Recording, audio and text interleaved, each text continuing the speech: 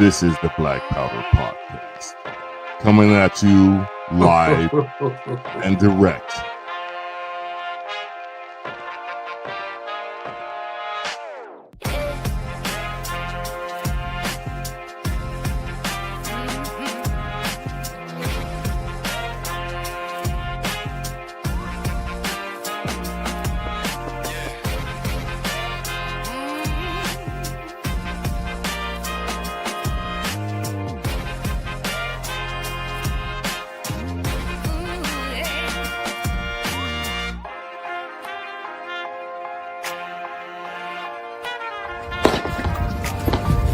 Your salty tears season my life.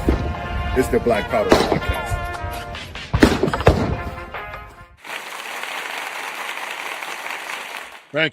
Thank you, and welcome to another exciting episode of the Black Powder Podcast. I am Marcus Matthews, the only real libertarian that has ever existed since 1972. Actually, we're fact checking already. 1971. Well, I was born in 1972. So, dude, hold on. You were born in 72. Dude, you're 2 years older than me.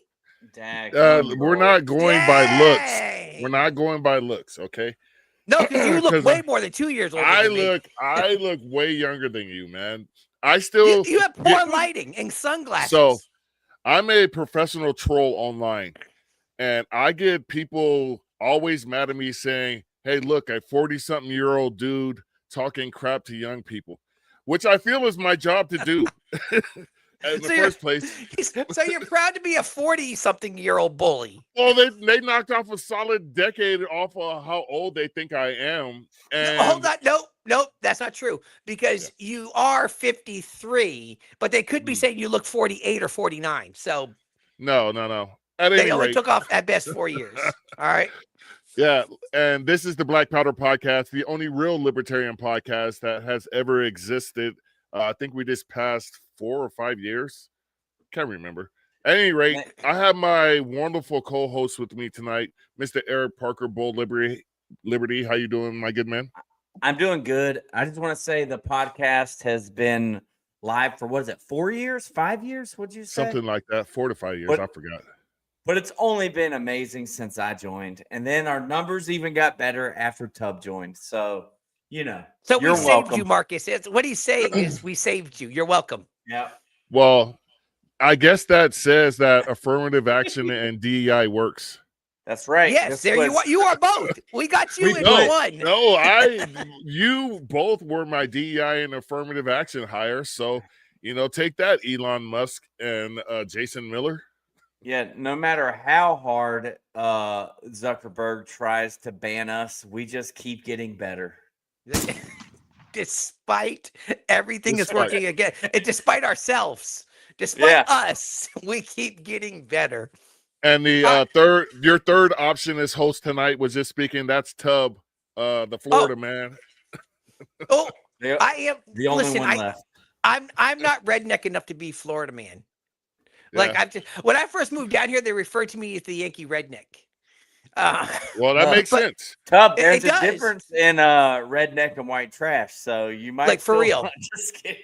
But the thing is, I'm just white trash because I never because everybody kind of understands down here. Also, a redneck usually means you're pretty quick tempered and ready to fight, and like that's honestly, I'm just like that. I'm not ready. I'm nonviolent.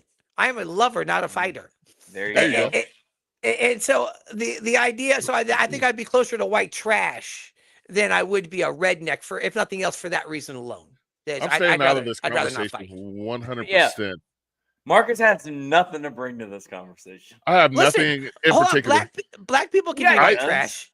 No, because I got to tell you, I do love trolling white supremacists online, and I have some zingers for them, and they get mad at me, and I get some very interesting DMs with very selective terms for Black people seemingly every day. And that makes me smile when I get.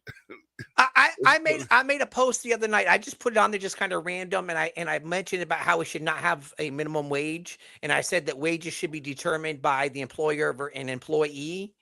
And the libs went crazy on that. I had over 2,000 something reactions on it, and there was like 1,100 comments. And I finally got one DM that says, "Suck my tubby." Like, I don't know who it was. It was just Was that your random. cousin? I mean, you know what I mean? Like, Yeah. You know, Well, like, there you- it's my brother. It's like, hey. someone in your church. Yeah. So Joe Hanus is already chiming in and is asking, "Are you a hillbilly though?" No. Well, so wouldn't Eric in the Appalachian area? I was qualify just for that? I am technically in the foothills, so I'm a foot hillbilly, and that doesn't have a. Is that a thing? Yeah, it is now. See, back at home, at home, not in New England, we had Maine. And a lot of times we would refer to people up in Maine, they'd be hillbillies up there. Yeah, but Appalachia goes through. Wait, you're not from A lot. Never mind. No, Connecticut. None My bad. of that. Nothing about any of what you're about to say is right.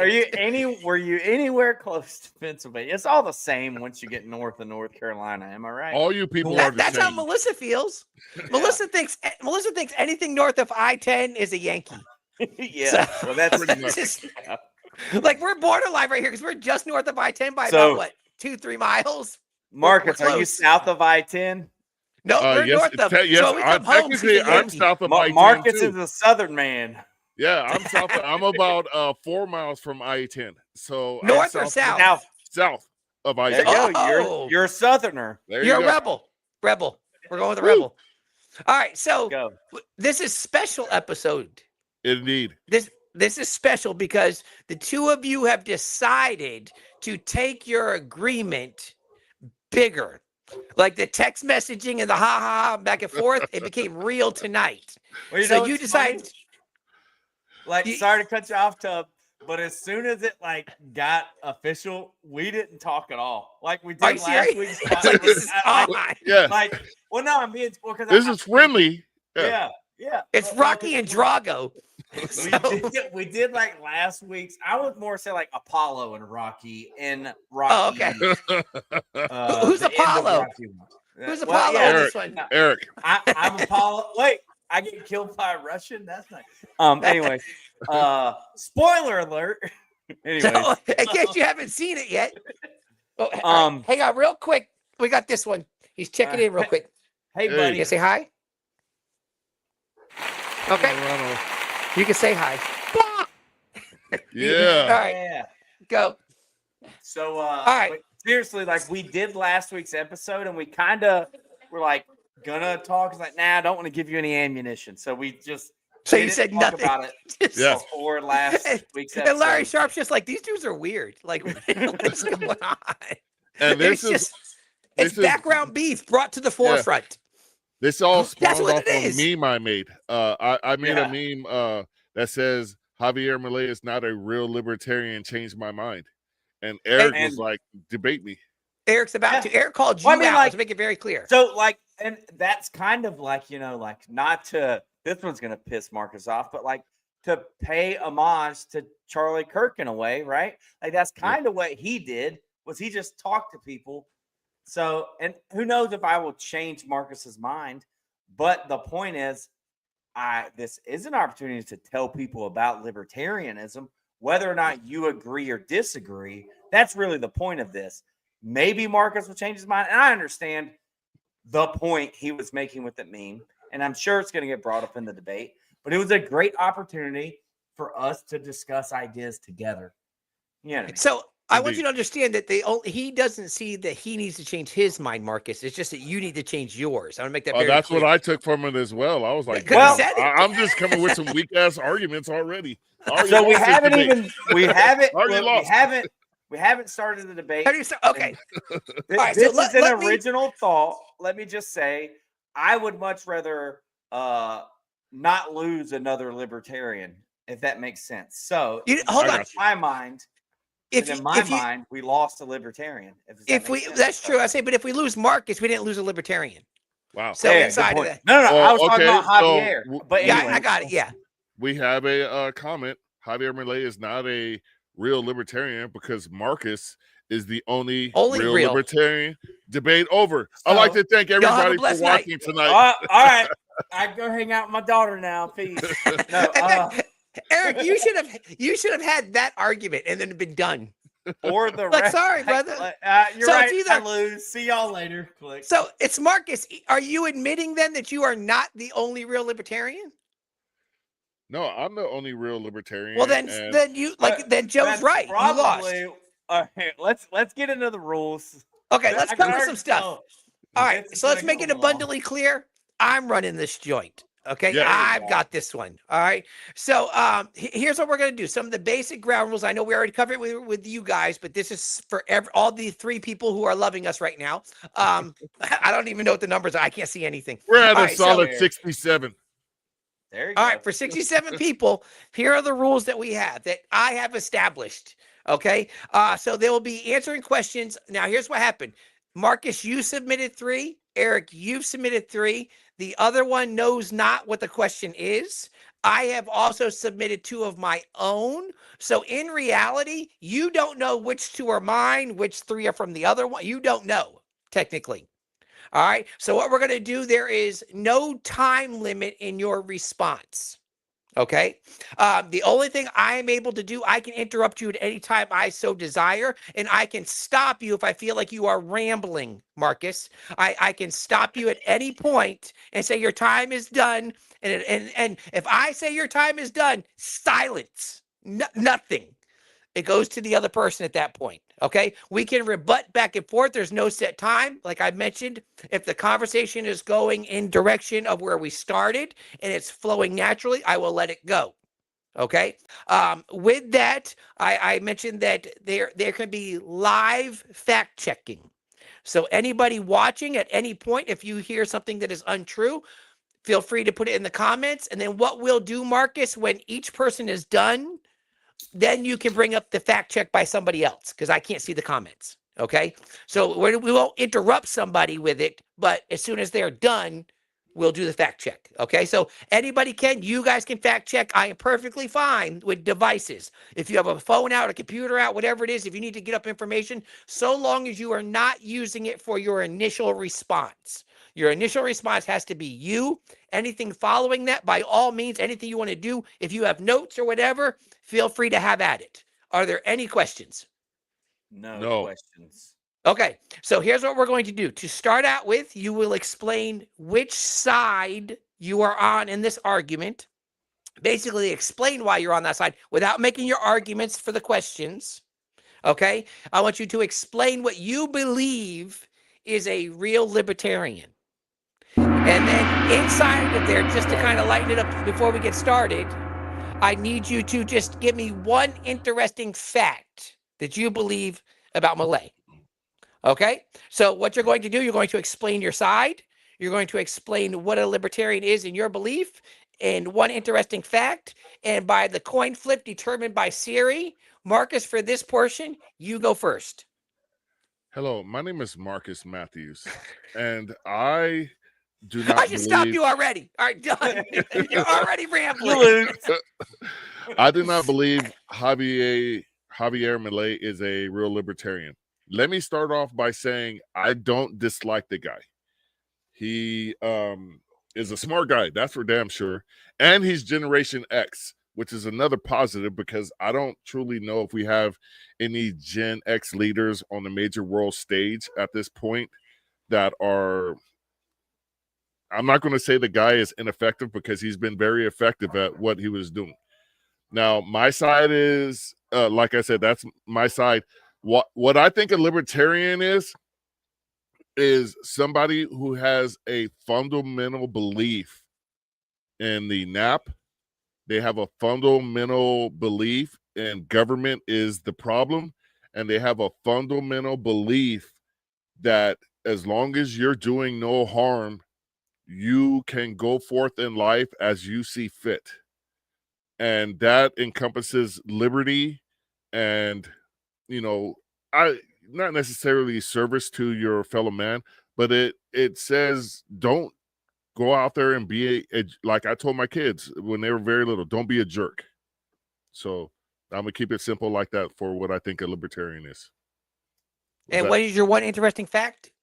My one interesting fact about Javier Milei is he does not believe in the institution of marriage, which I found very interesting coming from, I guess you could say that's his freedom of choice, but it was kind of weird to me. It was like with the hair, the sideburns, and those piercing blue eyes, he was like, I'm going to be a player forever.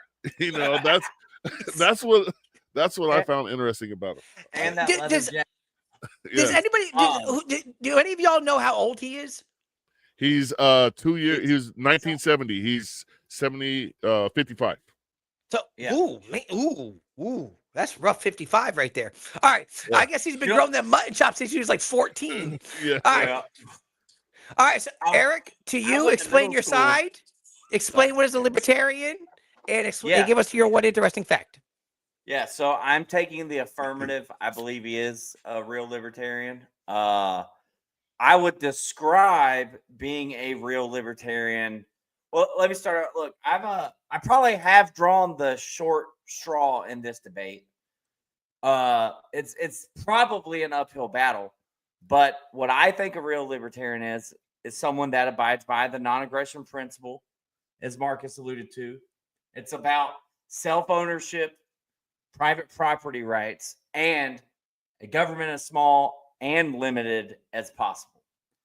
So, but as I was saying, I probably drew an uphill battle because if you're considering him and you want to argue if Javier Milei is a real libertarian, he's already done some things that are antithetical to at least American libertarians in America.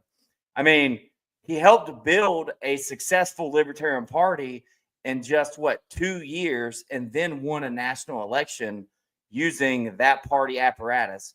Whereas in America, we got a 50-year-old party and we can't get someone into Congress. So that's an argument against if he's a real libertarian. Because if he was a real libertarian, wouldn't he just be talking about it on the internet on a podcast and not running for office? I would like to point out that you the only real. When you see this is me. Battle. This is me interrupting. Okay. This is me saying, because hang on, Eric, you are making the point for Marcus. You are currently debating both sides of this argument. I know. I'm already. Listen, have you not seen 8 Mile? And you know what I mean? I'm taking what he's gonna say about liberty. No, but seriously. You wanted the debate. You called the debate. You wanted it. Yeah. Well, all right. Let me interject. No, we're not interjecting. No, you don't get to interject on introduction. Yeah. Eric, real quick, tell us your one interesting fact. Marcus, I gotta get a mute button on my side. I forgot. My bad. He started a libertarian party that is focused on running candidates and winning elections. He ran a partisan campaign for the highest office and won as a libertarian. In a socialist country, one that's been a socialist country since at least some time in the 1940s. I mean, there were times where it went right wing. I believe you were only asked to make your stance of which side you're on. You weren't to make your arguments yet. Could you please tell us your one interesting fact about him, please? All right, yeah. So my one interesting fact about him is that he, before getting involved in politics, was a professor of Austrian economics. And so he was already talking about Mises and Hayek before he ever ran for office. Very good. All right. Now, gentlemen, Marcus, if you could you bring up our comments real quick before we get into the first question?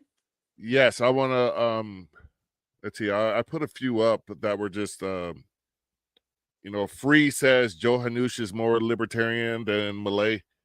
That might be, that might be true. I need you. Yeah. Okay. Yeah. What else you got? Free also said Marcus is not a real libertarian, even though he's pretty based. That kind of hurt. Based as in like based. Free based. That kind of hurts too. Like Night of the Living Baseheads type thing. If we're gonna just use these comments for insulting purposes. And then Joe also says both Marcus and Eric have already made the best points against their own stance. Right. Like for real. It's like I wanted you guys to tell which side you were on so that you knew which side you were on, because clearly it was lost. All right, so here's what we're going to do. We're going to start getting into the questions now. Eric, you will be answering this one first. When Eric has answered, or I've stopped him, however that plays out. Marcus, you will be also answering the same question. Okay? But are we good? Yes. Yes. Okay, and then we can do rebuttals after initial responses. Fair enough? Fair enough. Okay, first question to Eric. Did Javier Milei make libertarianism mainstream and political successful in Argentina? Explain your answer for the negative or for affirmative. I am for the affirmative. I believe he did make it mainstream and politically successful in Argentina. Milei did something few libertarians have managed to do. He made liberty popular in a country where, for most of its history, or at least recent history, it was socialist. Liberty was unpopular. He didn't water down the message. He amplified it.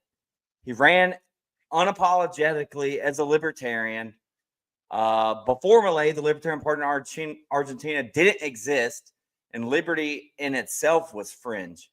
But under his leadership, La Libertad Avanza, that's the name of the Libertarian Party in Argentina, exploded in popularity, and he won a presidential election, one that no one thought he had a chance to win.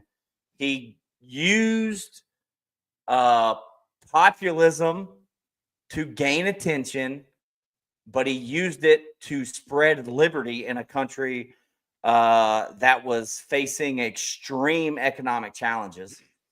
I think it was historic. It went from being a non-starter to be a libertarian to now they have a third of what they would consider the House and the Senate in their Congress. So it's popular, not just politically either. Like he speaks about Austrian economics and libertarianism at places like the G20 summit and the World Economic Forum.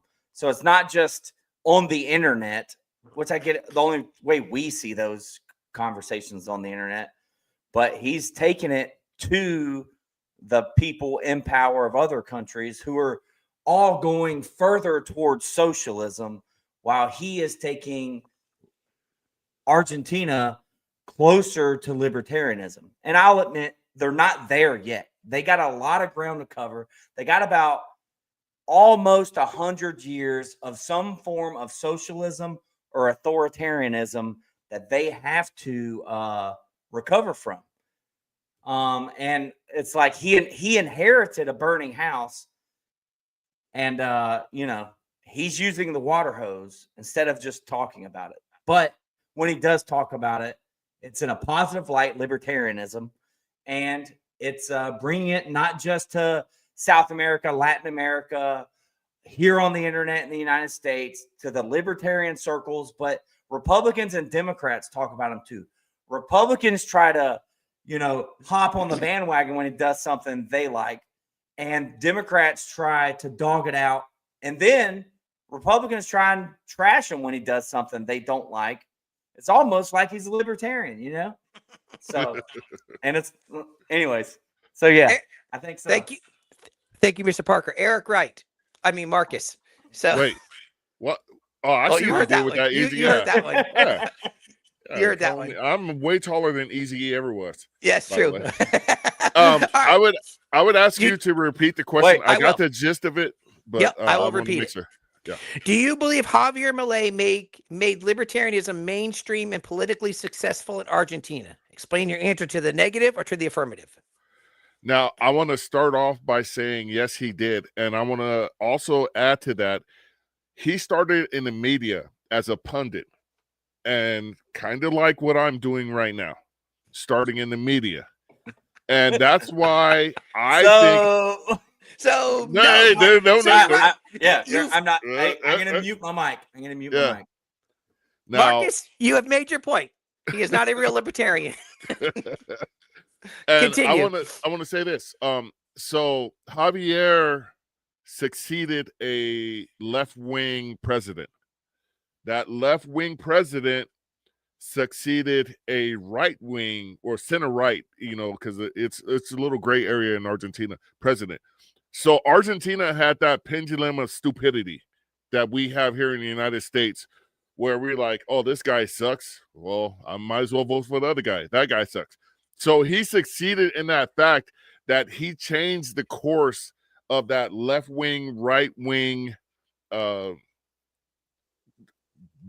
I'm trying to characterize that. And Argentina, Javier Milei was 13 years old when the last military coup, because they had 6 military coups since the 30s or something like that, and they had military rule, and they just transitioned back to a democratic process when he was 13 years old. So his formative years, he grew up knowing what liberty wasn't. So I salute him in that fact.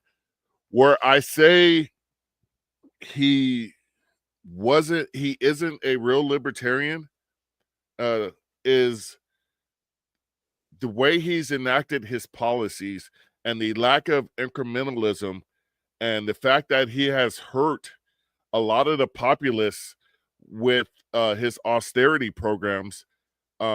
That's where I have a problem, and I don't think we should necessarily lift him up as the example of what can be done in this country with the libertarian president, because there's a lot of different factors. And I think that's one of my main reasons why I don't think he's a real libertarian, is because his version of libertarian is massively different than the version that we have here in the United States. It's like Joe alluded to earlier, it's 2 different political systems that we have based on the collective history of the United States and the collective history of Argentina. Mr. Parker, do you have a rebuttal for that? You're muted still. I was gonna say, I thought you. I love his rebuttal. You're still muted. Now there you go. Hey, that was a great rebuttal. Say, did we? I thought you were thinking it over. He's like, well. No. Did we offer Marcus a chance to rebuttal me? I don't know your rules. Do I just go first with the rebuttal every time? So what you can do? There's your rebuttal, and then there's my rebuttal if I need one. Right. But you also remember, you can always use your time for whatever. So if you would like to, when you first answer your question, if you want to rebut the other one first. For the record, this is my first debate ever. Is it really? So yeah, social media is a whole debate. You know what I mean? but that's fake. I mean, yeah, it is fake. It is fake. This is real. This is real world stuff here.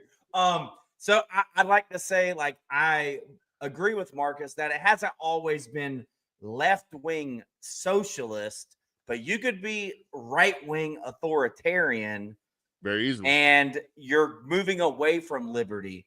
But I would say what Javier Milei did, and I might ask Marcus, and he could do it in his response, but explain a little bit of the austerity.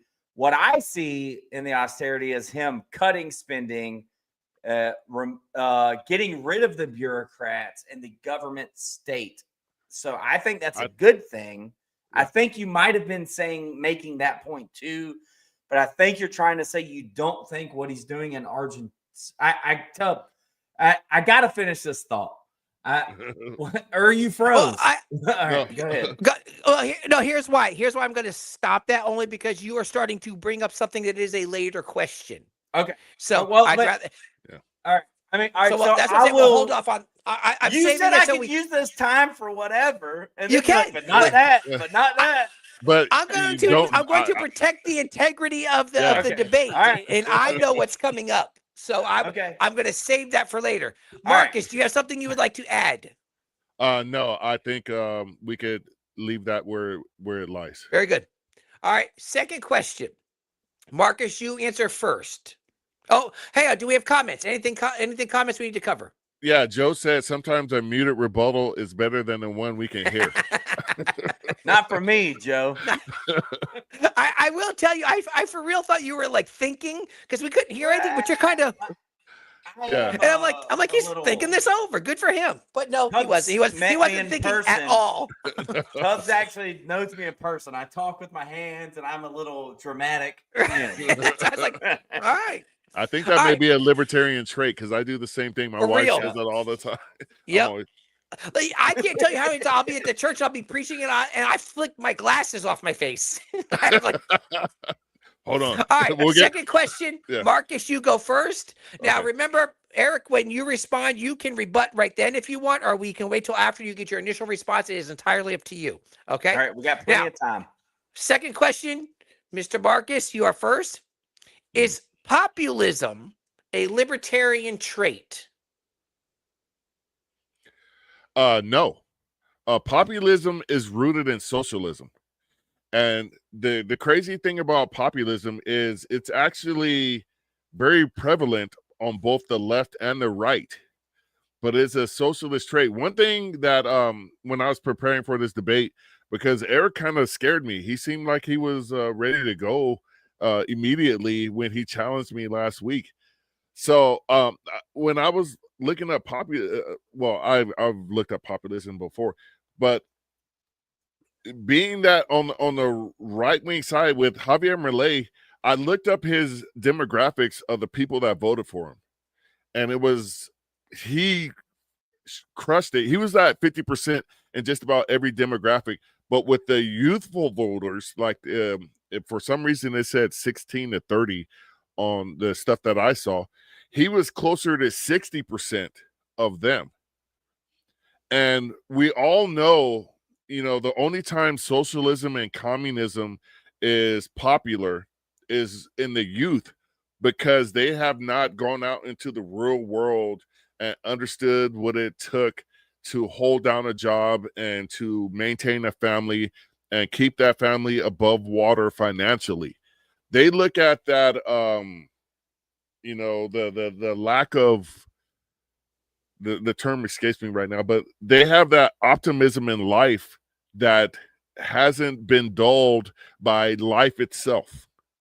And because everybody starts off as a sharp blade, but life slowly grinds you down into, you may start off as a Rambo knife, but by the time you hit 45, you're a butter knife, if I could say it like that.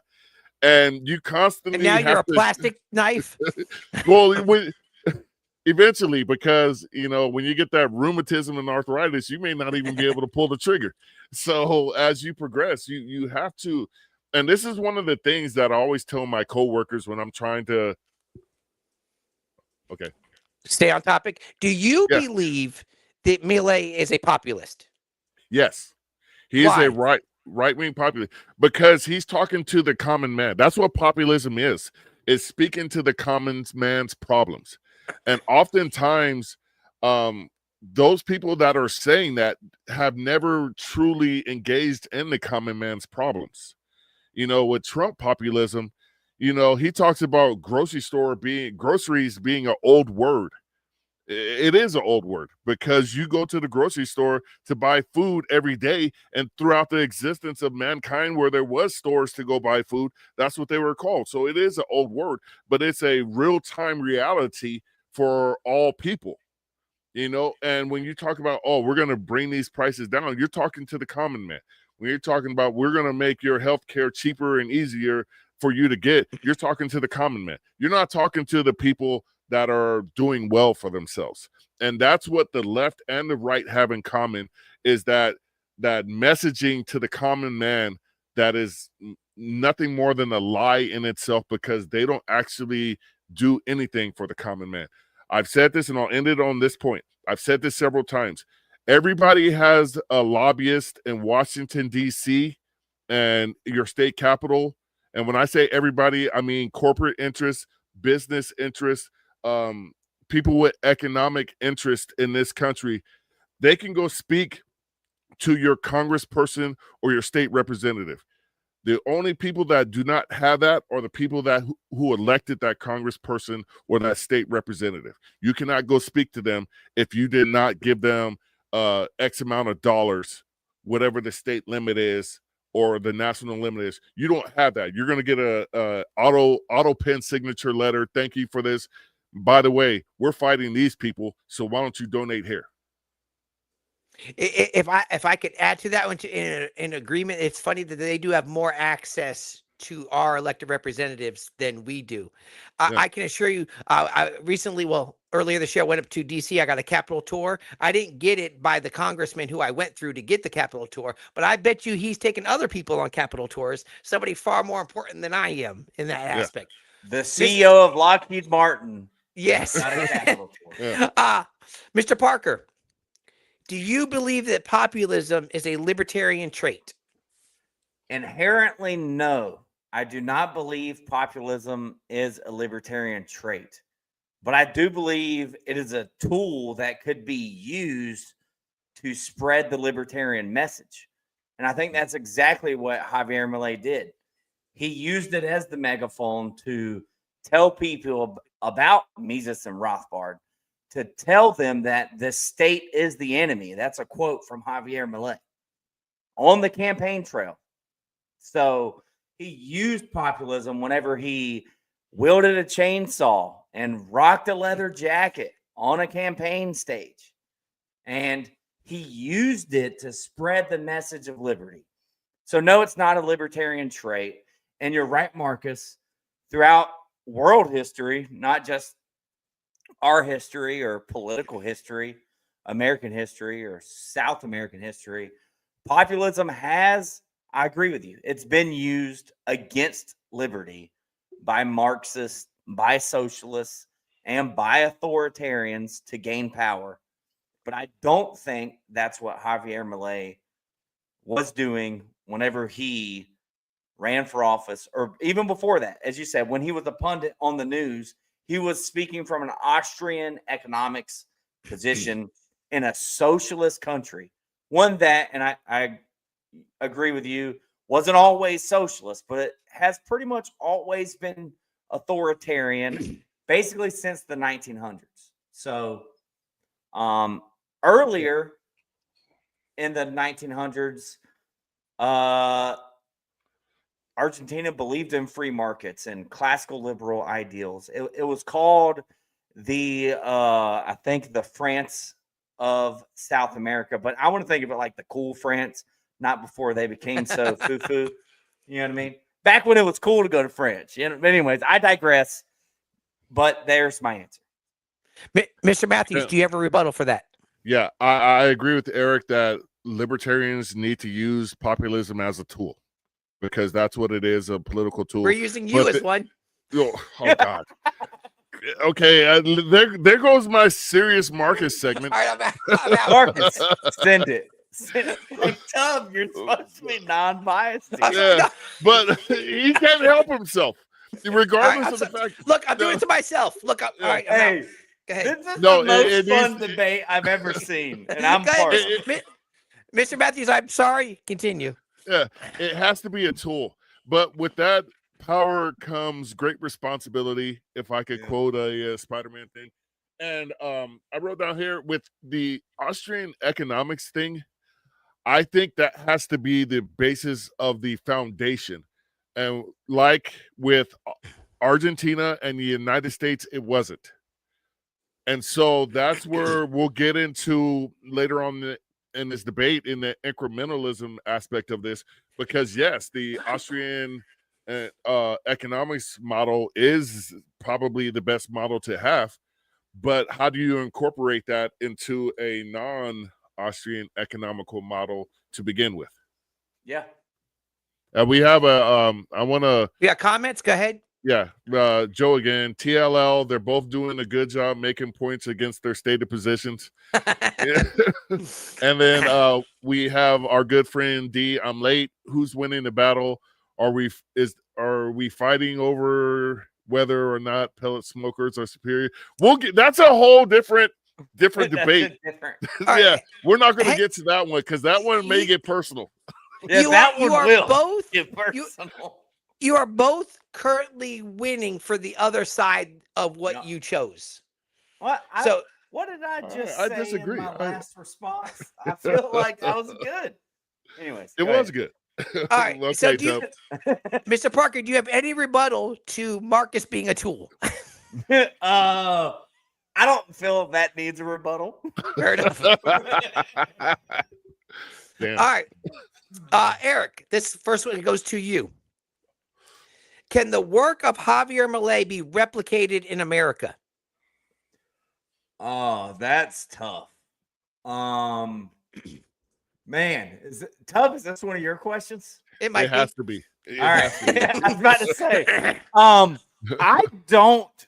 Yes, but, and that means like, can the Libertarian Party get its act together? And Tubb had a great rant about that, so I'm winning some kudos here from the moderator.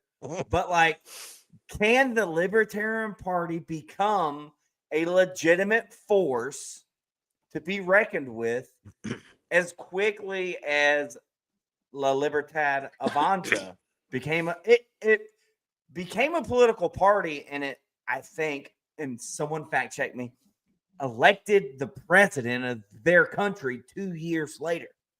Like, and it was founded, or at least he's helped start it. The guy that got elected, the guy we're debating about.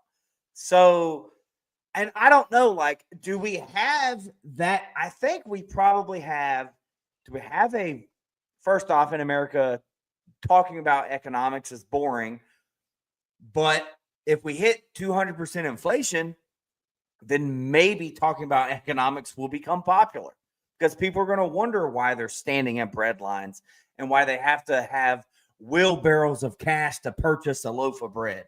You know what I mean? Like, so yes, it can work here, but I think things have to get way different. They got to get way worse from an economic standpoint, and then way better from a third party or a non-major party duopoly uniparty standpoint. We need better ballot access laws, and we need a worse economy. And I'm not asking for a worse economy, but I do think, like, it's bad enough already. Like, we're headed there. Give it time, and we'll be in full-blown socialism in 3 years. And then what he's doing will get a person elected. Yes. So you're saying that we have to get progressively worse, and then we have an opportunity to pull off what he's done. Yes. Okay. Mr. But Matthews. And I'm not asking. I'm not for the record. Like, hey, I'm not yes, asking for we want to everyone see lose liberty their so bad. 401ks and the property values of their homes crash and shootings in the streets for a can of food. No, I'm not asking for that, but that's basically what if was it happening happens, there's our chance. Exactly. Which, you know, it's been happening in Argentina for basically 100 years, regardless if it was the right wing or the left wing. They were all, both sides of the wing were about printing money in Argentina. Same thing as here in America. So we're not so far away. Mr. Matthews, can the work of Javier Milei be replicated in America? I need a Trump Sharpie, but I hope you guys can read this. No. And I will say this, and I want to talk to Eric's point. I don't think the United States will suffer the extremes of the economic conditions in Argentina. I think our liberty movement starts with the authoritarian aspect of what goes on in our country, whether it be Democrat or Republican, whether it be how they police us or remove our firearms or tell us what we can and can't do. I think that's where the liberty movement starts in America. America has a much more diverse economy. Argentina is America on a much smaller economy and relies on the agricultural sector and the mining sector more so than the United States does. The United States is a service economy. We rely on Jack in the Box and Hardee's and Walmart as the main economic drivers of our economy within the service industry. So I don't think we'll get to a point like Argentina where you're going to see 300, 400%, 500% inflation on basics. I don't think we'll get there. But where I think the liberty movement should take its stance in America is with the social issues of governmental power. Because right now you're seeing mass men without any sort of identification snatching people up off the streets, including American citizens, and they have no recourse or rebuttal. Now, there's a lot of people on the right that are cheering this. But when Gavin Newsom becomes president of the United States and there's a mass shooting or whatever, and Gavin Newsom says gun owners and people who say extremist things on the internet are a threat to our democracy. And when they go out there and they're snatching you up off the streets because they thought you said something wrong on the internet, or you're at a protest when they want to take your optics away, because that's what they're doing in California. They're trying to, California's next upcoming legislative, well, let me finish this point. Legislative session, they want to ban gun accessories.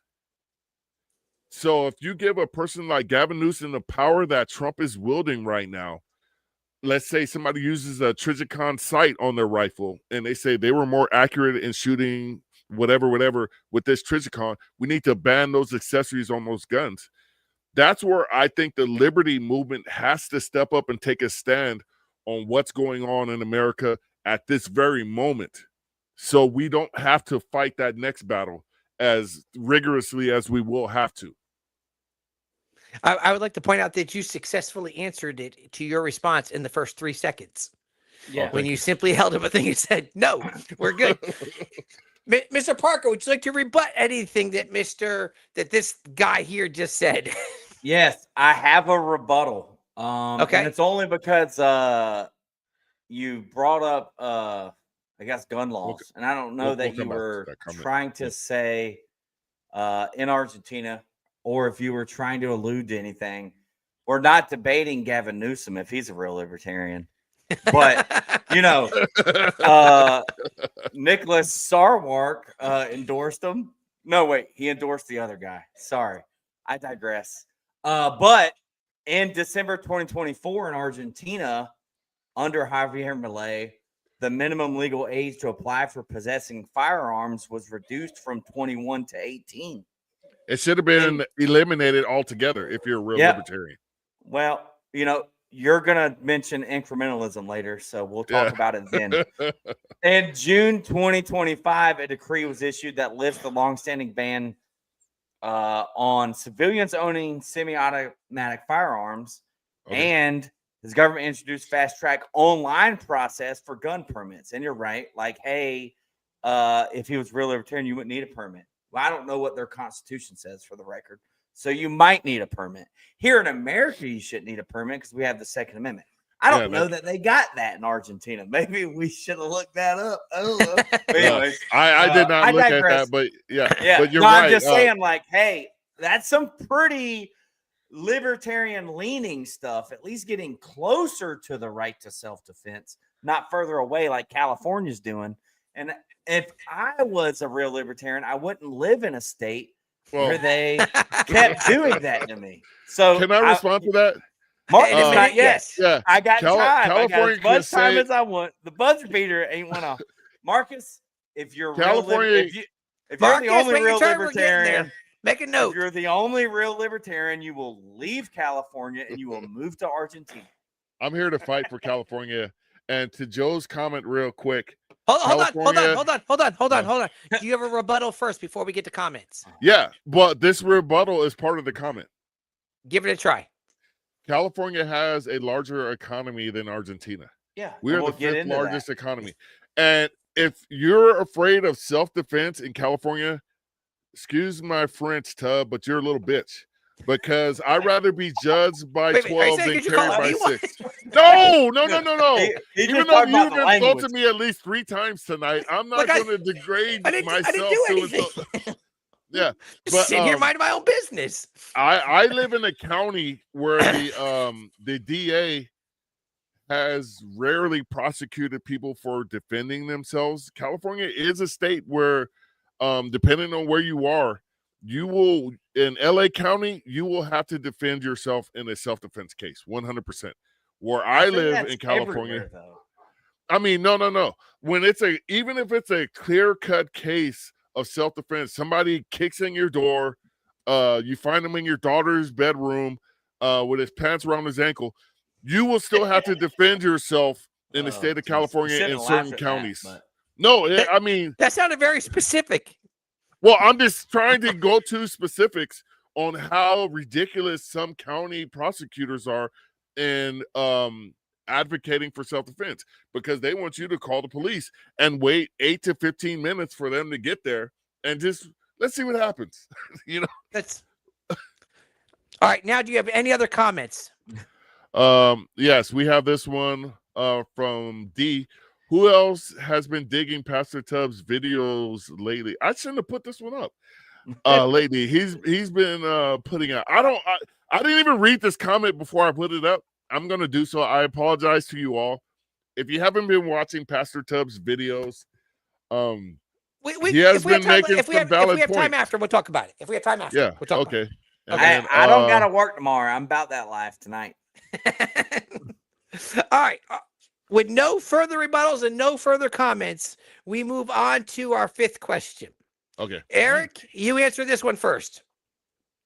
Austerity can be painful for citizens of a country. Did Milei enact his austerity policies in a manner to lessen the impact on the populace of Argentina? I feel like if we're always going to be concerned with other people's feelings being dependent on a socialist program, then you're not going to be very libertarian. Meaning, at a certain point, whenever you have 200% inflation, you kind of got to rip the Band-Aid off. Because I believe Mises or Hayek might have said, liberty dies with pragmatism that takes too long. I'm paraphrasing there, but you have to do the hard stuff first and early, and then I think once you show that it works, and it did, he dropped inflation from 200% to less than 2.1% with month to month. So he showed that it works. Then you can kind of start adding things back that you think works. But he had to cut the government. He had to cut the spending. He had to stabilize the currency. Those are all the things he had to do to help sustain the populace. But the first things he did was limit government when he got in office. First thing he did was cut the number of agencies down from like 18 to 9 and fired or, didn't rehire, forced retired, whatever you want to call it, 70,000 government bureaucrats. That's what he did first. And then they got their country's first surplus ever, or not ever, in at least 10 years, but the first net GDP in 10 years, first government surplus in like 100 years. So someone fact check me. If not, I just won this. I haven't even rebutted that yet. I know. All right. Yeah. He says what you said is unimportant. It's not going to affect anything. It doesn't matter. This is been totally unfair to me. Mic drop, but it's attached to this poll, so I can't. No. I'm just saying, like, you can't hide. Like, if you sugarcoat it, that's what our government is doing here in America. And I'll even say, even Rand Paul, like, we got to increase the age for Social Security. Well, like, that is because his voter base are dependent or very soon dependent on Social Security. All right, I'm ranting. Do you believe that people will be negatively affected by his cuts? I do believe that 70,000 government bureaucrats were negatively affected by his cuts, and that is a good thing. Now, can I play the other side of this for a moment? So, yes. Couldn't the argument be made, not necessarily by me, but by people, that 70,000 people suddenly out of work does not help an economy, it hurts an economy? No, I will push back that 70,000 people that are laid off by the government that go and get real jobs is actually good for the economy. It boosts the economy, and that's exactly what happened. So they were being paid with fake money being printed out of thin air that was doing nothing.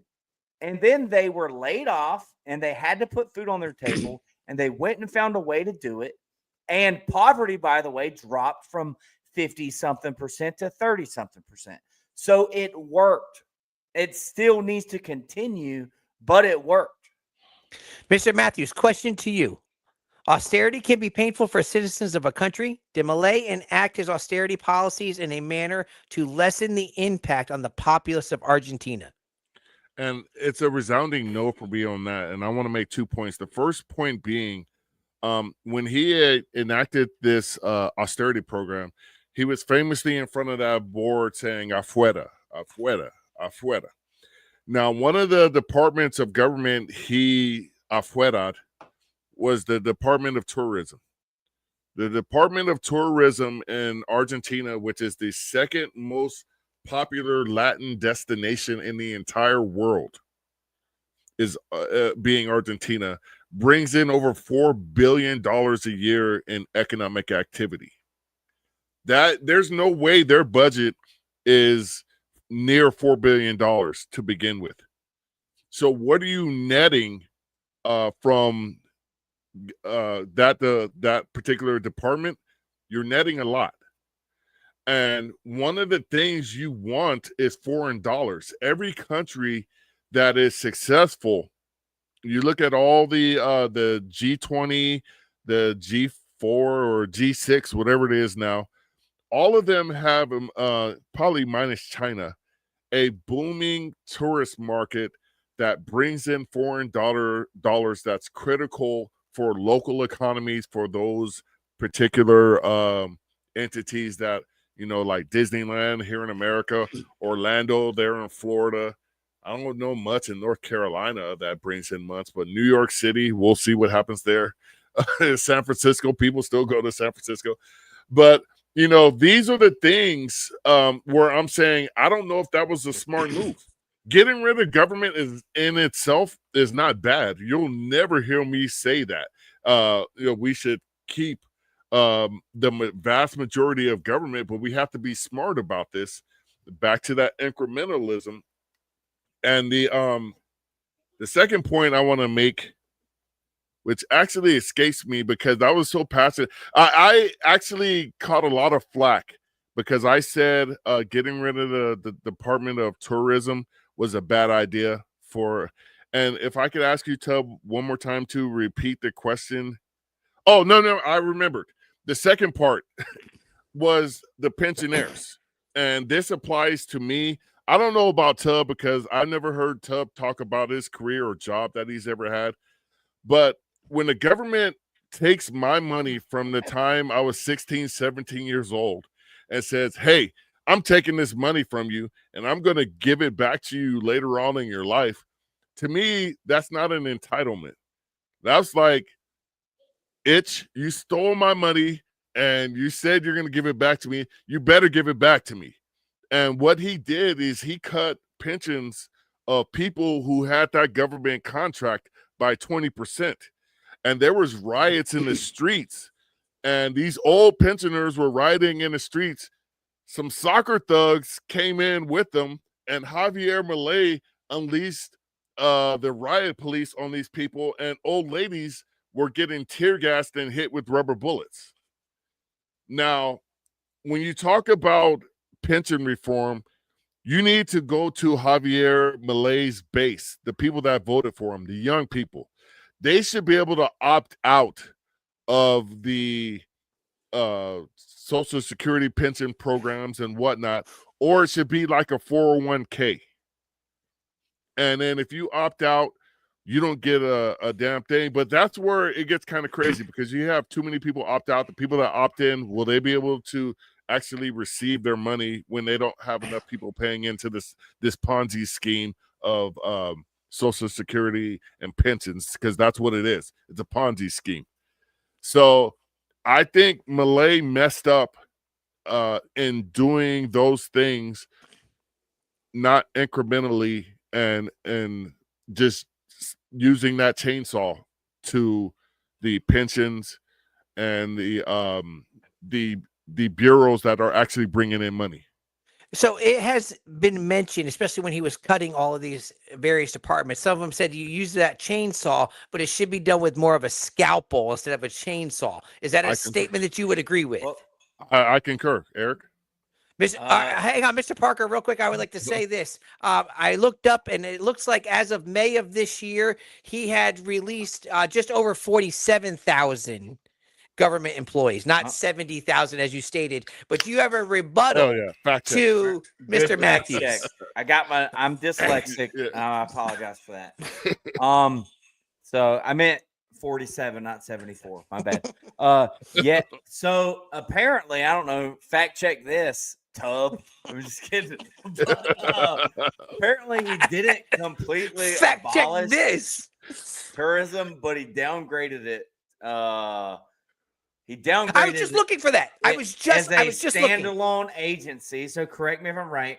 It still falls under the Ministry of the Interior, and he was recently at like the Latin American tourism conference or whatever in person, pushing for tourism in Argentina. So that's my point. Well, you should, yeah. Him as the individual, but also he abolished the Ministry of the Austerity, the Ministry of the Environment and Sustainable Development, the Ministry of Women, Genders, and Diversity, the Ministry of Culture, which I kind of feel like that could have fallen in with tourism, or at least be a part of it, and it probably merged with the Secretary of the Interior, or whatever it's called, the Ministry of Science, Technology, and Innovation, the Ministry of Transport, and Ministry of Public Works.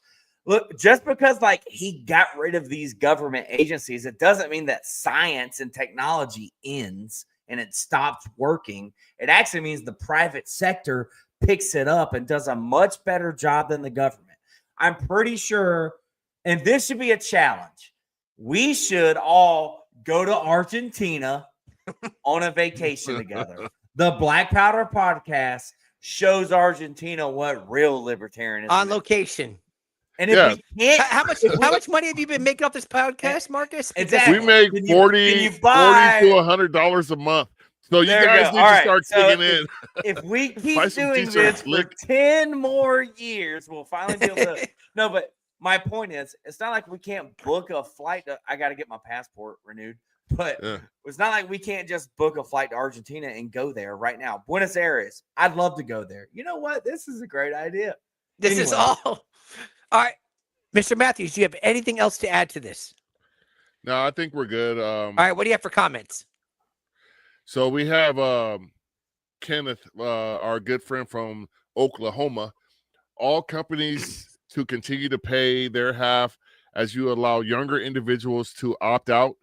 Allow those who have been paid in to continue to draw while those who opt out can invest their retirement.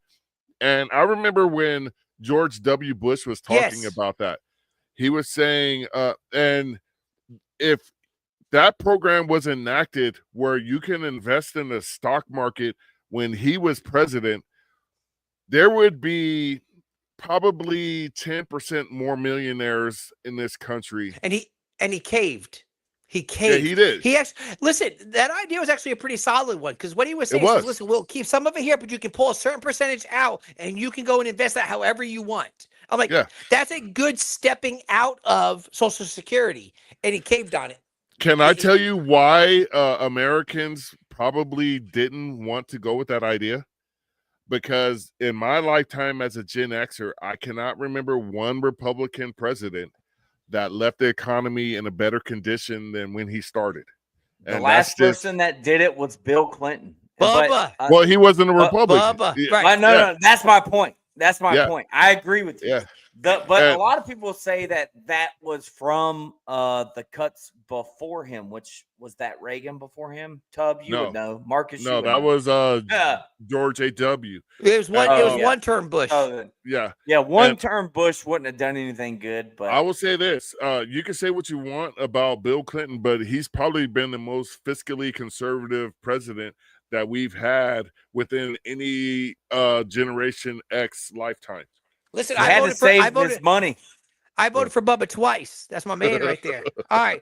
Now, question number Bubba's 6. not a real libertarian now. Nope. Not that you voted for him, but the fact that you're proud of it. Bill Clinton was the last of the old school. Listen. Yeah, that was a long time ago. Yes, listen, he was kind of the last of old school Democrats. Yeah, he was. He was kind of after him, it all fell apart. After that, they all became his wife. All right, so we are at question number 6 of 8. Marcus, you answer first.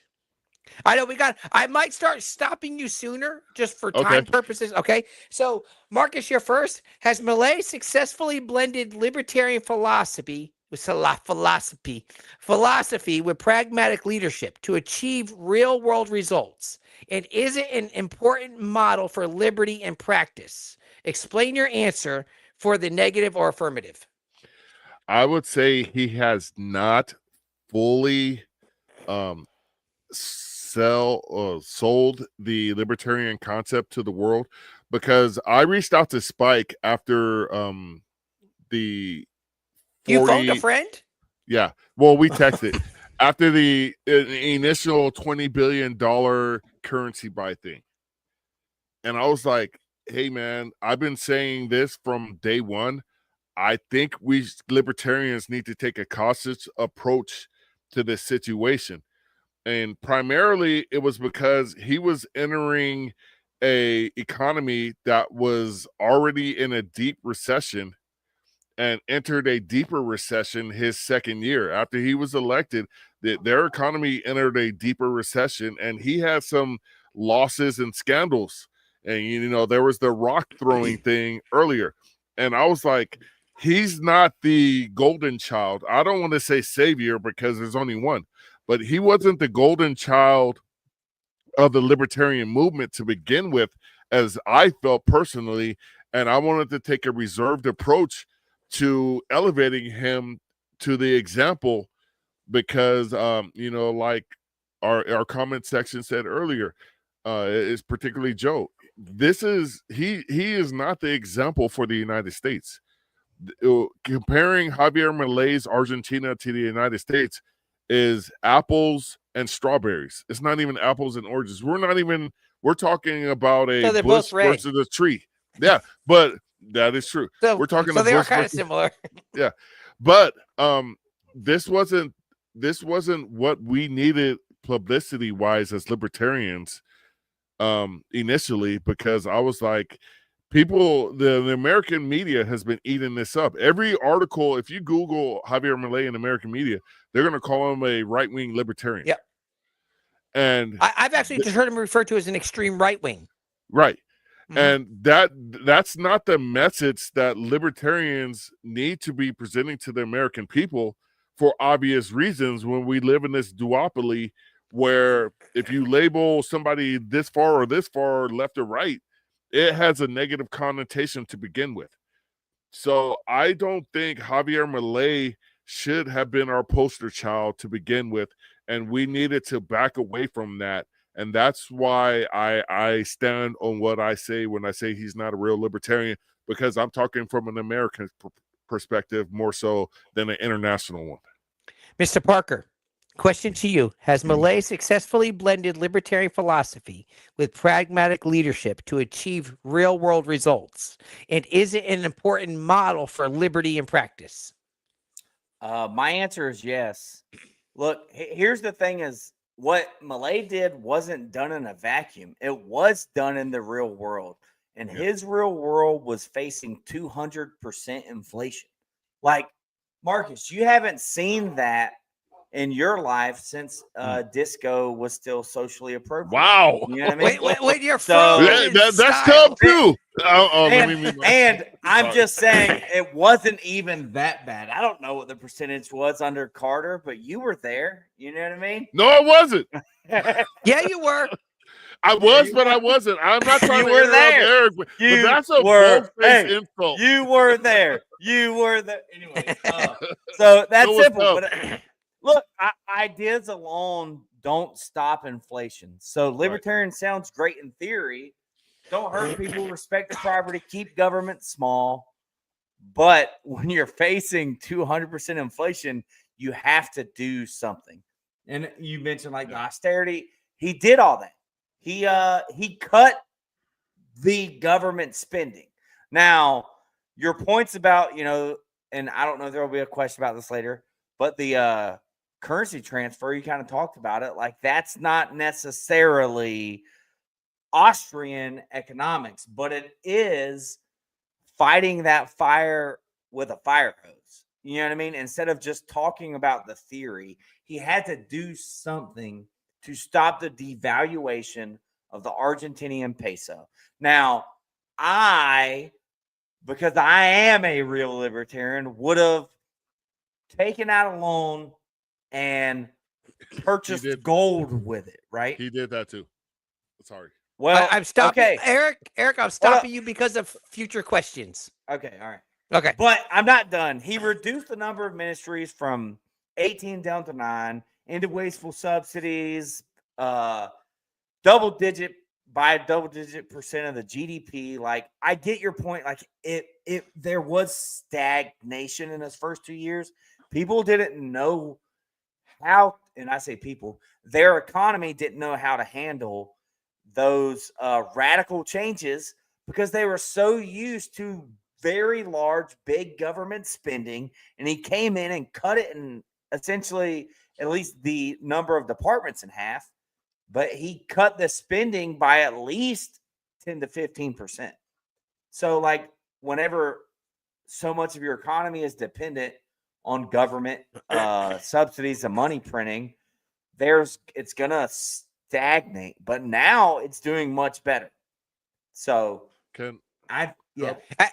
Actually, you are exactly right in saying it is much better. I was just looking at it, and it said that when he took office, it was approximately 254.2% inflation. It peaked while he was in office for a few months at 300%, and now they're suggesting that it's reduced down to about 1.5%. Literally, that's month over month, but it's still 100%. That's month over month, so 12 months.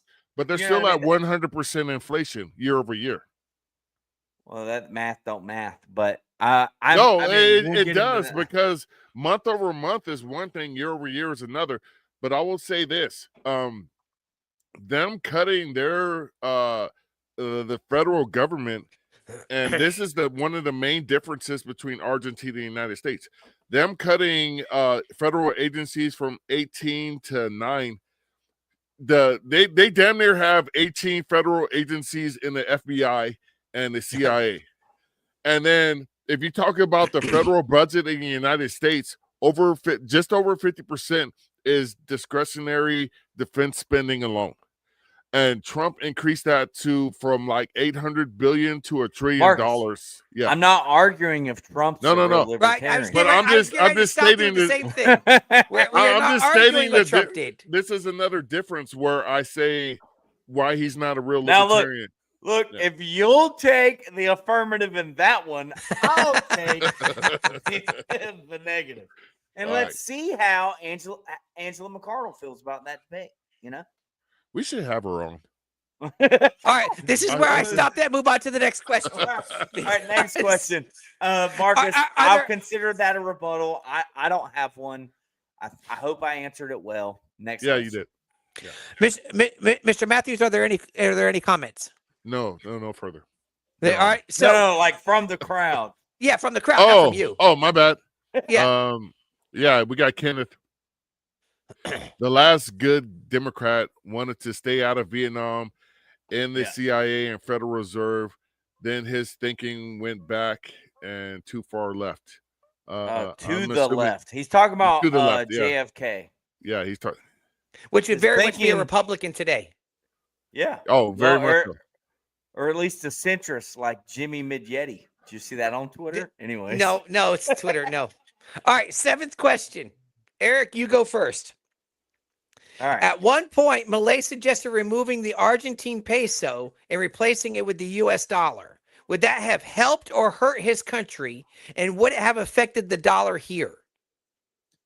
I feel like short term, and I don't know how long he was planning on holding on to that. Short term, it would have helped. Long term, like if they got stabilized us, it would have hurt because our dollar is being devalued by inflation. But our dollar isn't being devalued by 300, 200% inflation, 300, or even if it is 100% inflation. if that's what they're still facing. I don't think that number's correct, but correct me in the comments or at me. But I'm just saying that tying yourself to the US dollar short term will stabilize your currency if you're rapidly inflating, whereas we're just like slowly inflating at a higher percentage than we should if we went back to the gold standard. That was kind of what I was trying to get at earlier. And Tub very quickly stopped me and said, Well, now hey, this is your chance question to is say coming it. up later. I would have taken out a loan, and Marcus said he did. But what he did with the currency swap, or what he was planning on doing, this isn't exactly a currency swap.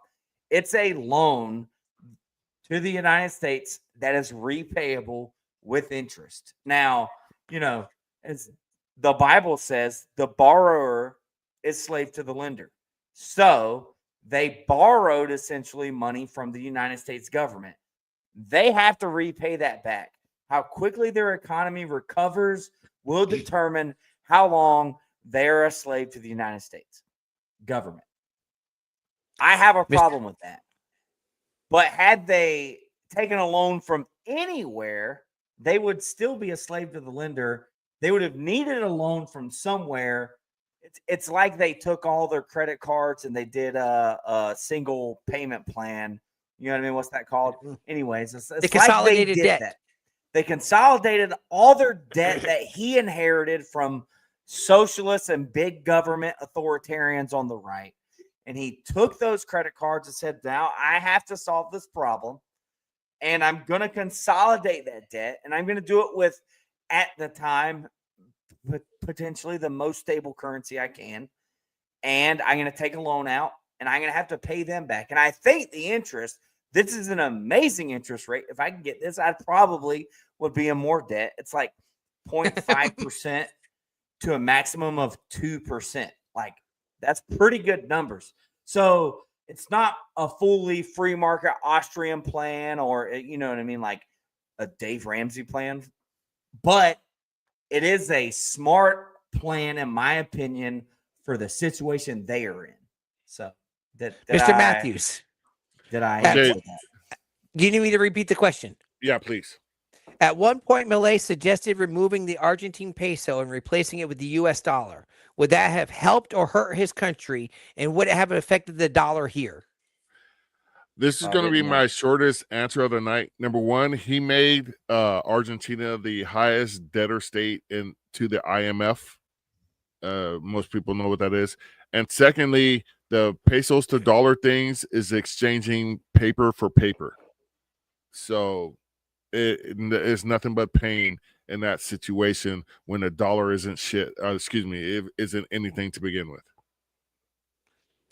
Wow, that really was Mr. Parker rebuttal. He replaced 5% inflation with according to you, 100% inflation. So that's a pretty good No, that's year over year. And that's year over year. My point is, no, what I was saying is 5% inflation is the United States inflation rate, essentially, and that might be giving them good credit. And he replaced, according to you, 100%. That's a 95% net move by Argentina. But I already said, like, I wouldn't have done that. I would have, lifted myself up by my bootstraps, right, Marcus? Anyways. Yeah. I'll leave it there. All right, very good. For the eighth and technically final question, Marcus, you are first. Do Milei's domestic politics match his international politics? No. And I will say this, because on the international stage, he portrays himself as a strictly right-wing populist. Although he did send 2 helicopters to Ukraine, and I don't really know if that matches the right-wing populism thing, but he did kiss the wall. And I don't care where you stand on that subject matter. There's one principle to that particular international situation. Every people have the right to self-determination. And if you're occupying certain people, you have an obligation to care for them. It's just like when the government arrests you. If they arrest you and lock you up in jail, they have no right to starve you. They Not in have Jacksonville. That doesn't apply well, here in town. But go ahead. Well, that's a lot of America. But you know, once you take custody of people, that they are your responsibility. And if you go out there and kiss the wall and do all that crap, you kind of lost me. Now, Javier Milei, one of my main problems with him is he stated he's anti-war on drugs, but he has turned a blind eye to the United States blowing up questionable people in the Caribbean and the Pacific Ocean. And he doesn't like Maduro. I don't blame him. I don't like him either. I think he's a left-wing authoritarian. But if you're truly a libertarian, you'd be like, every person in a civil matter, which drugs are a civil matter that engages in criminality, but it's not a military matter. There needs to be a complete distinction between those two. You get due process, because until you have firm evidence that this is the situation, and no camera on earth can tell you that is cocaine or that is whatever a drug shipment that they're claiming it is, no camera is firm evidence of that subject matter. He has not enacted the end. That should have been one of the first. As far as the United States and libertarian goes, the first thing we need to do as libertarians is end the war on drugs. You'll save yourself $500 billion a year in all kinds of excess spending alone just on the ending the war on drugs. And that's one of the first things. He could have tackled the low-hanging fruit of government spending first. And then, you know, you transition to let's change how we pension. Because, like I said, if you started off with Austrian economics, you wouldn't probably be in this situation to begin with. You cannot just pull the rug from under the economic status of any country and just go forward with a completely new economic policy that doesn't cause irreparable harm to the populace of your nation. That's why I'm saying incrementalism was not enacted, and that's what true libertarians would do. We can't go into government saying, you know what, this is over, other than the low-hanging fruit of bad social policy, which Portugal proved with their war on drugs and ending it, that you can do if you do it the right way. Seattle didn't do it the right way. The state of Washington didn't do it the right way, and they've already retracted all of those anti-government drug laws. Well, this is not a Washington debate. I'm just making points. Yeah. Yes, sir. Yeah. Mr. Parker, do you need me to repeat the question? Please, sir. Do Milei's domestic politics match his international politics? I don't know that they match them, but I don't think I have a serious problem with either one of them. Does that make sense? Like, you gotta think of it as macro and micro, almost in economics terms. But domestically, I think what he's doing is limiting government. And then internationally, I think he's trying to do that too. I don't know that Marcus referenced anything the Argentinian government is doing when it comes to kissing the wall, but I couldn't find anything where he sent any taxpayer dollars to Israel. The only thing I could find is he and only because this is a very popular topic right now. So but I did find where like he won some prize of $1 million, and he offered to send that prize money personally for some award to Israel. And I don't know the foundation or the nonprofit associated with it that he said he was going to send the $1 million, but that's his personal money. I know great nonprofits in Israel, One for Israel, for example, who their focus is to spread the message of Jesus to Israel. That's their goal. So if that's where he's, and by the way, I think he considers himself Roman Catholic. I don't know. That's what I've seen on the He internet. converted. Well, I had seen where he has considered converting to Judaism. I don't know. I didn't know if that was confirmed or not, but I digress. I had read that. But my point is, like, that his own personal spiritual belief. You know what I mean? Like, if he sends his own, if you're Jewish, I kind of expect you to send some of your personal money to Israel, and just my opinion. But I couldn't find anything where he sent taxpayer dollars to Israel. I did, however, find where he has sent money to Gaza, Argentinian taxpayer money to Gaza.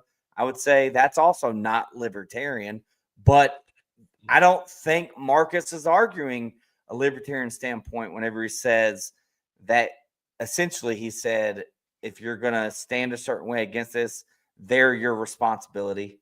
You know what I mean? So they announced a shipment of humanitarian aid for civilians in Gaza. Is that libertarian or not? It's probably a very nice thing to do on a personal, individual level. But is that what you're supposed to do as a libertarian? I don't know. No. And I will say this. It's not the fact that he's done this or that for Israel, but Israel is in fact a de facto occupying force in these regions. Your whole argument was just that he was doing things for Israel. But if you're doing that from a personal standpoint, that's your prerogative. He literally did the opposite of that with his government, which I, arguing if he's a real libertarian, am against doing that with taxpayer dollars, getting involved in any foreign affairs, because that's the true role of a real libertarian, right? Correct. Yeah. Fact check that in the comments. But Marcus, I've heard you. No. I've heard you butthurt on the whole Putin Ukraine thing. Like, but Russia's bad, and I've said it's not our business until they attack us. That's the I understand that. So if you're a real libertarian, talking how you feel about Russia, Ukraine is a non-libertarian stance. I digress. And I can only bring that up because you referenced that he gave 2 helicopters to Ukraine, or did he give them to Russia? I don't know. No, he gave them to Ukraine.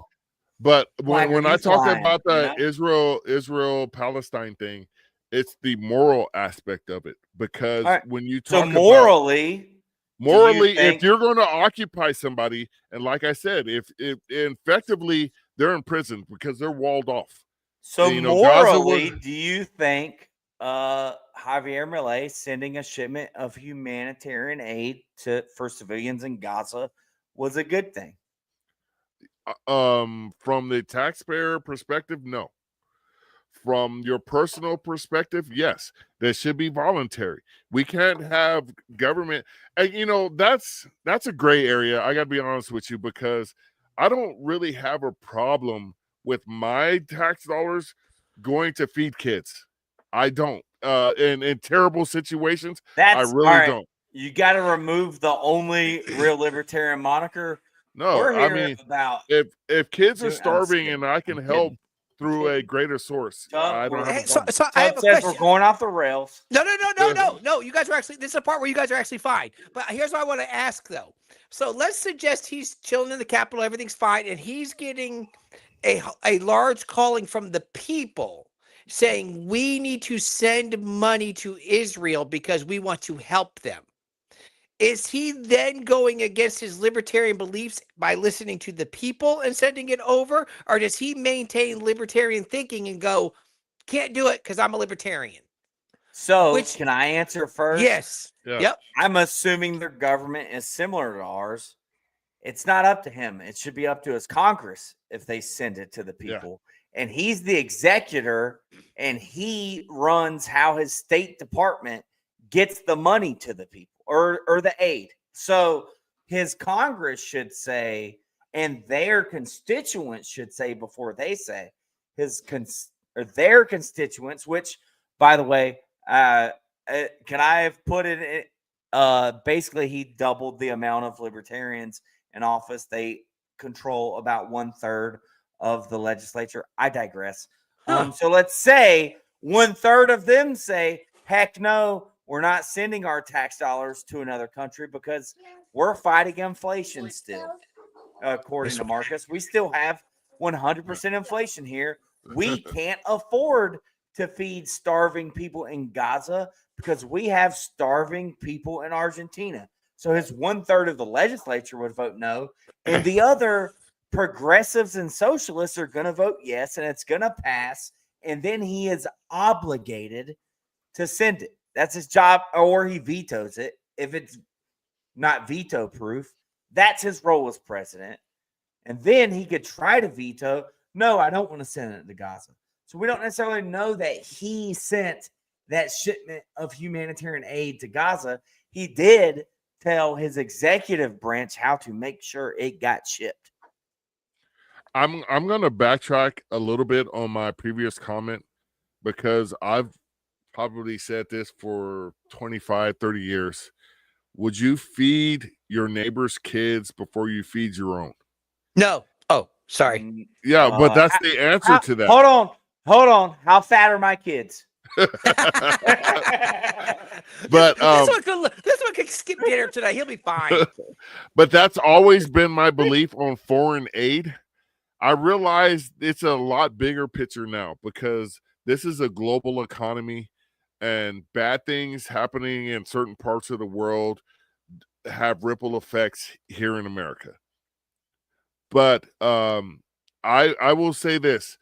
If you're going to steal my tax dollars and send them to a foreign land, I would much more prefer they go to people who need them than a first world country with a first world military that can deliver first world results of military action anywhere within their sphere of influence.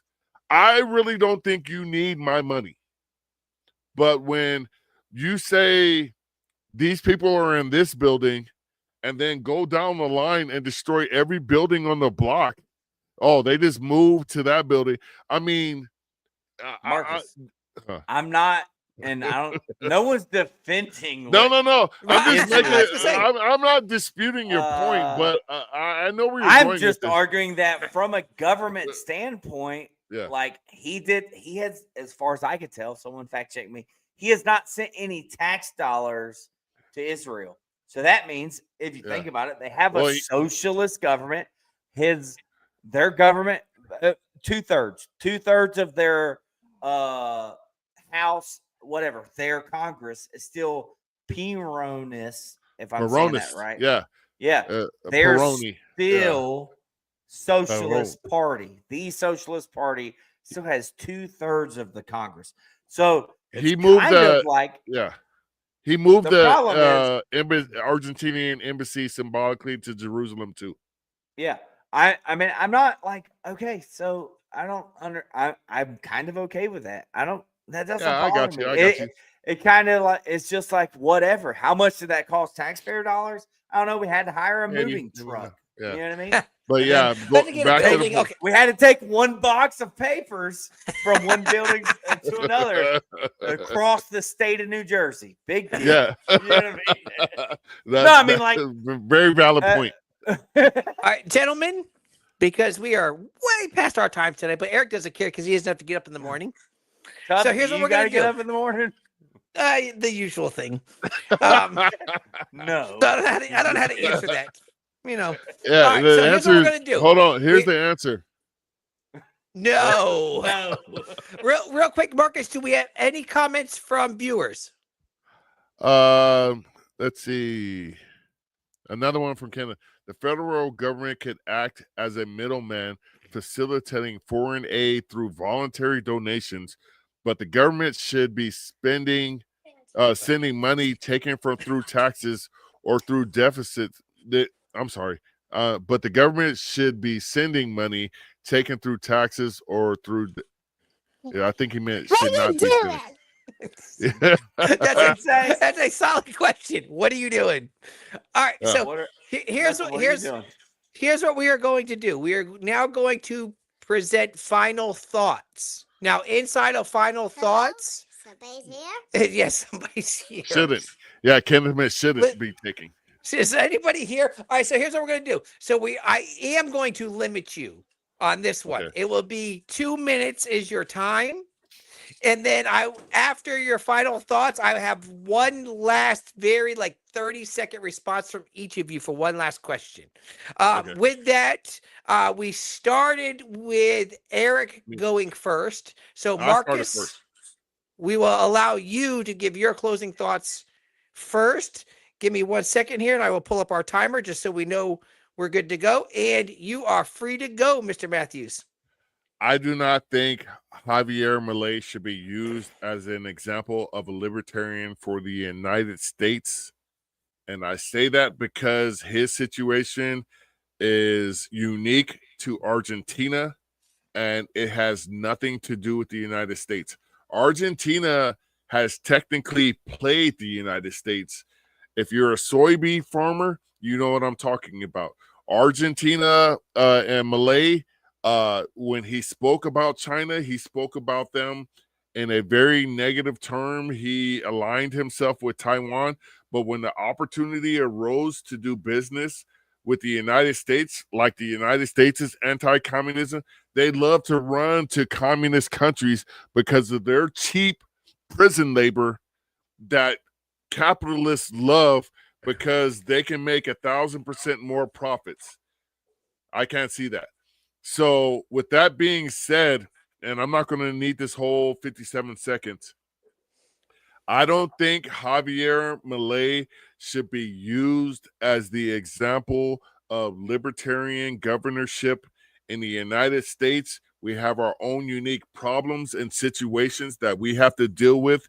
And there are people here like Spike Cohen, Lars, Larry Sharp, people like that that have better ideas on how the United States should embrace libertarianism, and I will stand by them before I stand by a guy in South America, almost as far away as you can get from any American, particularly in Maine. Told you I wouldn't need the whole time. Do you want? And you have 9 seconds. And I have your to 11 spare. seconds. Yeah. Eric, you want his time? Yeah. All right. So, Mr. Parker, ready? You are free to go. yeah. So the debate tonight wasn't whether Javier Milei was a good example for libertarians in America. It was if he is a real libertarian, and I still think he is. And if you look at libertarian theory, it wasn't founded in America. It was founded overseas, and our founding fathers adopted it. And then it was further built on by people from Austria, hence Austrian economics. John Locke was English, Scottish, you know what I mean? And Ludwig von Mises was also Austrian.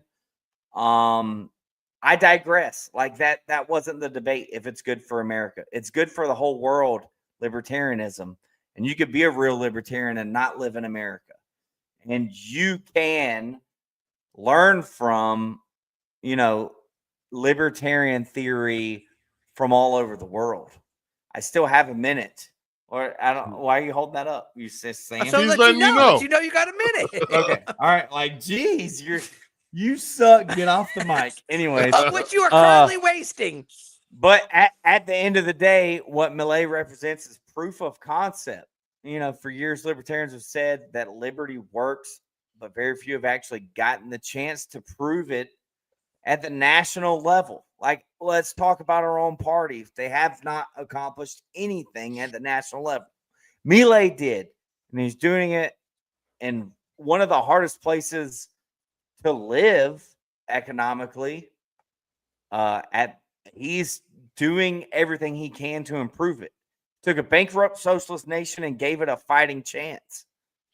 He turned libertarianism from an idea into a movement. So I think I'm done. Yeah.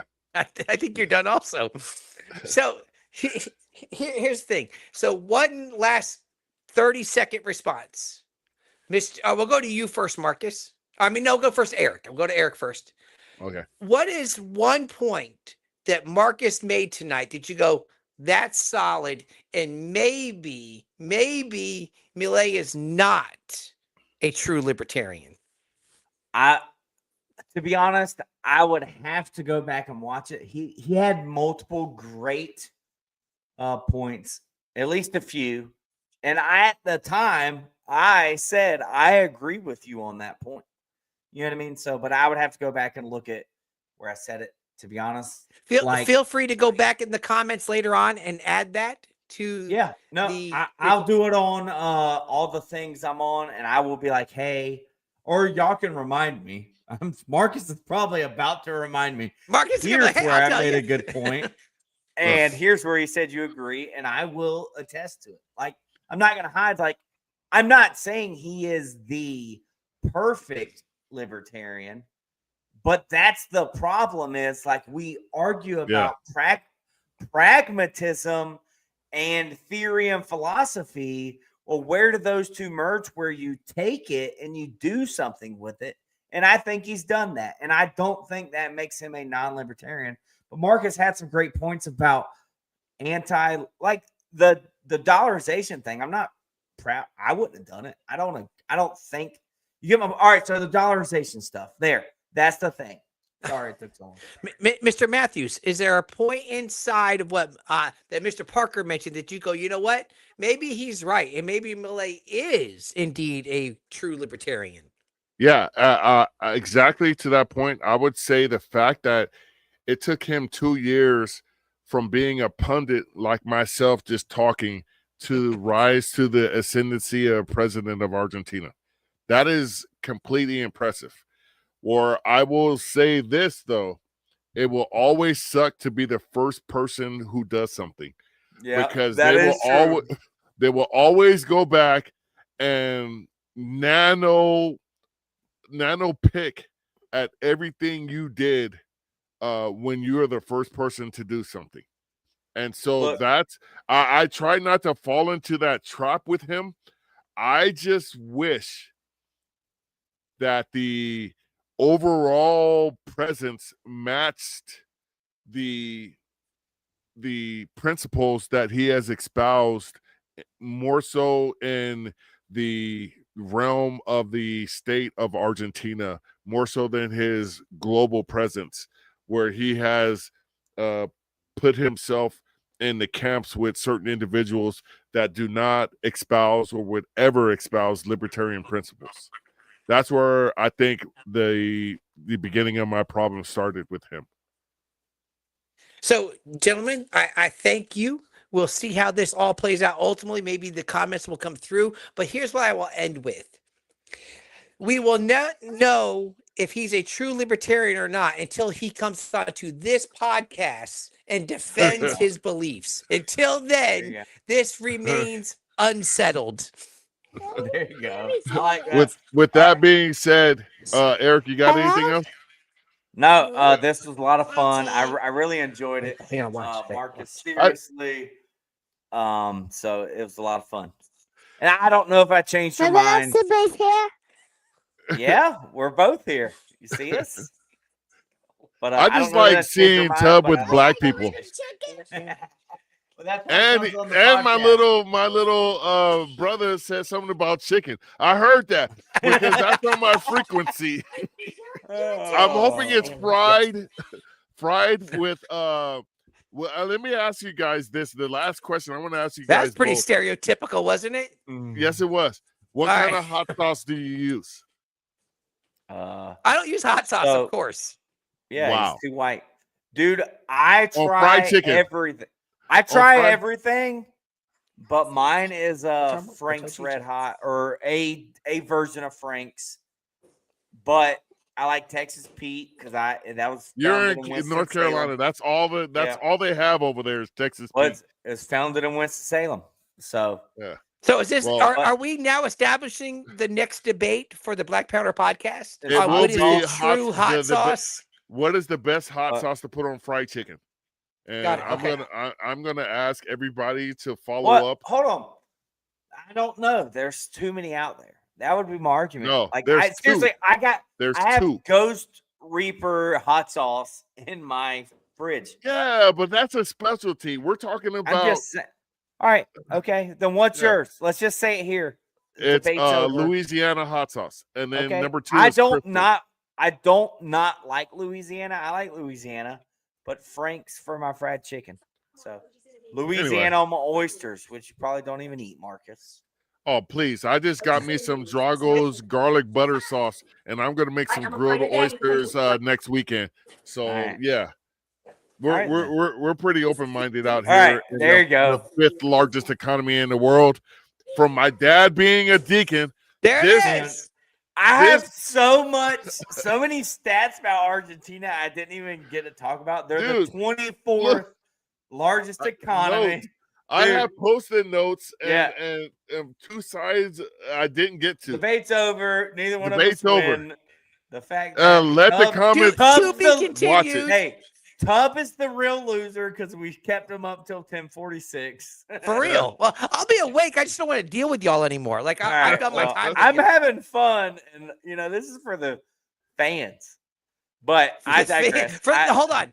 For the fan, just we got to 225 live. We're down to 218. So from the beginning, there are still 218 people watching this right now. Still 200. Listen, I am an active part of this, and I checked out 10 minutes ago. Yeah, Marcus, how many fake accounts do you have? Good Lord! You seen that picture? This is who you're arguing with. It's got all the that's Marcus. Yeah, that's neither here nor there. But where we are now, here or there. This is the Black Powder Podcast. The only real libertarian podcast where we talk about real libertarian stuff with real libertarians. There's 2 slight libertarians, and then there's myself, the only real libertarian. The one that's not even close. There's 2 slight libertarians and one that's not even close. Eric Parker, Bold Liberty. Thank you very much. Whether the people can follow you and do all that Eric stuff. Eric P904 on X. Eric Parker Bold Liberty on Facebook. There's an Instagram around there. Just look for me. I don't know. Word. Don't bother. I don't we just got up to 219. We just hit 219. But Tub, where can they? So nothing on Twitter because it's pointless. It's a cesspool, and Facebook has me throttled, so it doesn't make any difference. They did that to us too. Just look up Pub. Send me a letter. I will tell the people my this. address is on file. Yeah. In October, we reached over 1.2 million people on Facebook.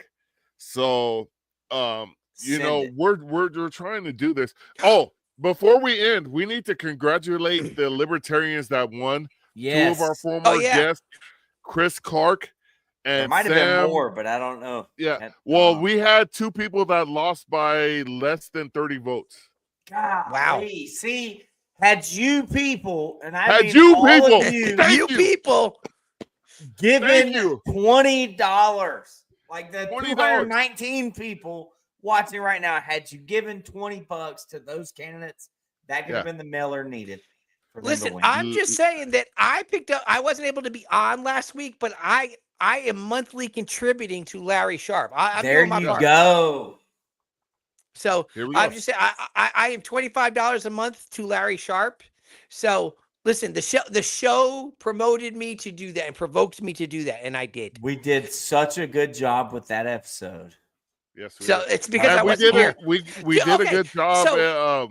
With the on a side note, I texted him the next day. I said, "Listen, I remember because I told you before. Remember when y'all get ready to have my? I said, I can't make it. I said, but do me a favor. Mention to Larry Sharp about how I texted him last week. I did that. And he ghosted me. Yeah. So then he gets on last week, and then one of the first things he says, "Well, Tubbs avoiding me," and I'm like, "That's populism." He knew. I told him, I said, "Listen, I said, hey, that's pretty gutsy, ignoring my text and then going on there saying I'm annoyed, I'm avoiding you." And he put it. His response was like social media judo. And that's just like, This is wrong in so many ways. So anyway, I think that I'm glad that we had the others on. When we get off of here, guys, I'm going to suggest somebody to you that we should. I don't want to say anything because I want to see about getting them on. Yeah, but I think it could be solid, like solid. He's not really political, but man, his ideas that he has for like city planning and stuff like that, unbelievable. Awesome. With So that we being can- said, yeah. We'll Next pitch that week a we little got bit. Lars. Lars Mapstead is our guest for next week, and we're gonna do a elections recap, and we're gonna touch on the libertarians that won, like Sam and Chris, and how we missed out by less than 30 votes on our other candidates, and going forward. So it's gonna be a great episode next week. Eric, thank you very much. Tub, you don't have obviously the Black Powder Podcast on Facebook, YouTube, and X. Follow us there. We got a link on Facebook to get some cool Liberty t-shirts. I'm not wearing one. Eric's not wearing one. Tubbs not wearing one right now. But you can get I Am the Only Real Libertarian t-shirt on our website. And you can pretend like you're the only real libertarian like me. I don't pretend. Let me cut off Tub before he drops his nonsense on there. But Marcus, I gotta pee. Hurry up. I am the only real libertarian. And as we always end our podcast, we tell you this: live free or die. Or die. This is the Black Powder Podcast, coming at you live and direct.